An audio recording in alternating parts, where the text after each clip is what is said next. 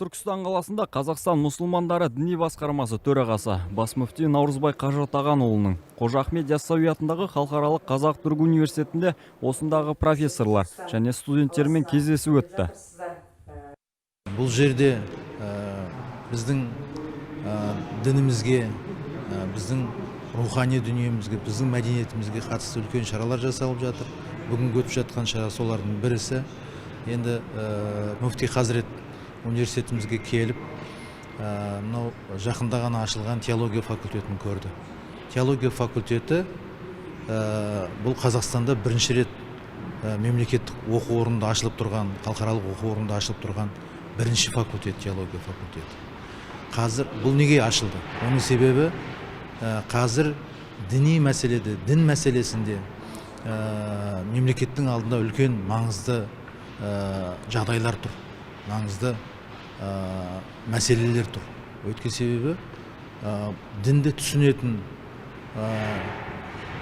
дін мен мемлекеттің, дін мен ұлттың саясатын үйлестіре алатын мамандар қажет. Бас мүфтидің келі топыраққа аяқ басуының бірден бір себебі осындағы оқу ордасында теология факультетінің ашылуы. İnşallah elimizden geldiği ölçüde eğitmeye çalışıyoruz. Onlara katkı sağlamaya çalışıyoruz.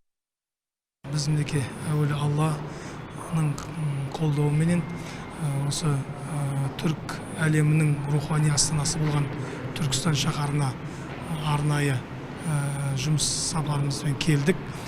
Бірінші әрине осы рухани астананы насихаттау үшін біз алғашқы күнімізді осы бабалардың рухына 100 хатым Құранды бағыштаумен бастадық.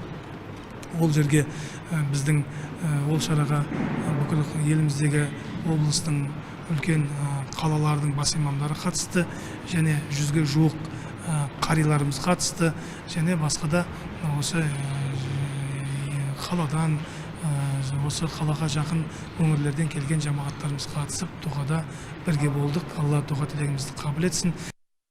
Іс-шараға келген қонақтар оқу ордасындағы алғашқы түркі тілдеріне аударылған Құранды көріп, Қожа Ахмет Яссауидің ескі қолжазбаларына куә болды. Ендігі студенттердің діни сауаттарын нығайтуға бағытталған игі істер алдағы уақытта жалғасын табады деп сенеміз.